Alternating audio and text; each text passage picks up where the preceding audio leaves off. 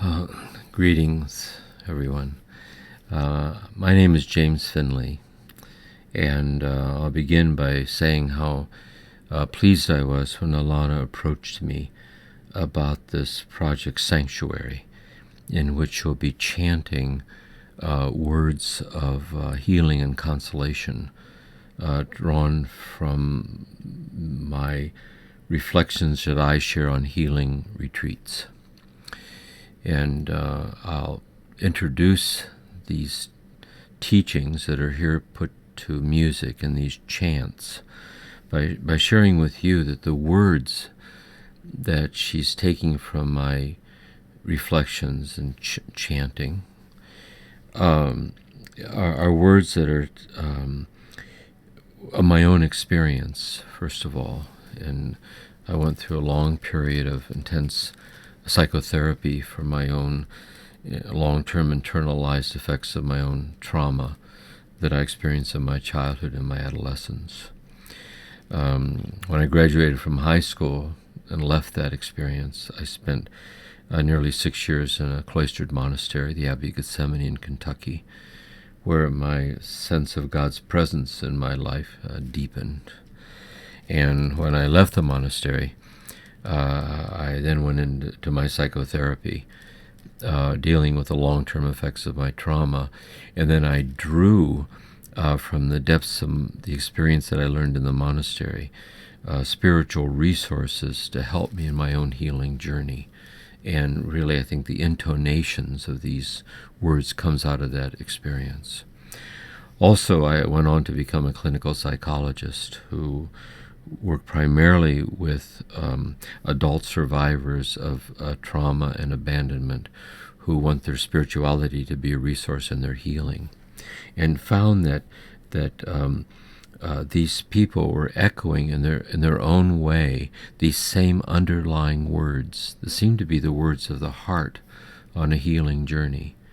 And so the language draws its authenticity from the actual experience of being on this healing journey, drawing from one's faith the strength and the courage to go through the often difficult and challenging but so rewarding healing process.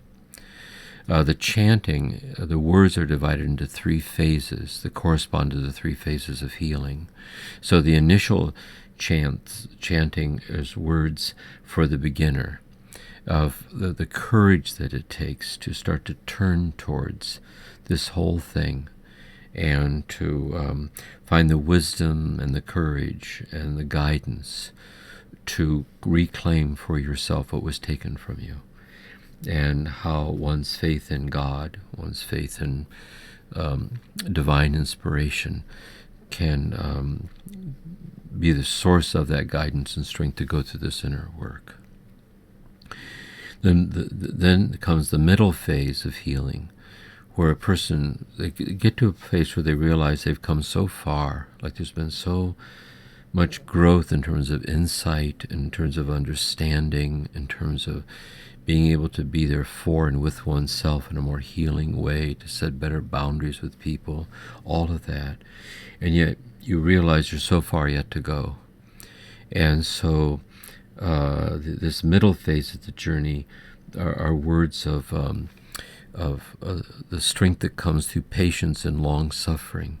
They're words that come through the deep transformations that come out of patiently walking the walk one day at a time, and realizing you're being transformed little by little by little in ways that are very subtle but go very deep. And then thirdly, the third phase, the chanting of the words of amazement and gratitude, of the long fought for healing finally being experienced in your life, and realizing that it's mysterious in its own way, that it doesn't at all mean that you're beyond suffering, but rather that you're free from the tyranny of suffering in the midst of your suffering. And in that inner freedom from the tyranny of suffering, you can find your balance again in your own life. You can be grounded in the love that utterly transcends, even as it utterly permeates all the things that happen to us as human beings on this earth. And in that gratitude can be someone in whose presence others are better able to get in touch with these healing resources within themselves. So I would end then by saying that these reflections then, of course, do not take the place of therapy. That if you are experiencing symptoms of trauma and those symptoms are invasive and untreated, this will not take the place of that process you may need to go through to get the help you need to sort all that out for yourself. And the last point is, this is not just for people who have been through trauma. It is for traumatized people, but the word trauma, the etymology of the word trauma comes from the Greek word meaning a wound, a source of suffering. So as human beings, we're all subject to traumas, great and small, that can and sometimes do occur to us in our life. And so there's a certain universality to all of this. These words of experiential salvation, or these words of solace, and inner peace in the midst of life difficulties. So I'm so pleased that I've been given the opportunity to share in this project with Alana, and hoping that through the reassuring, healing power of music itself, that it might be helpful to you in your own ongoing healing journey.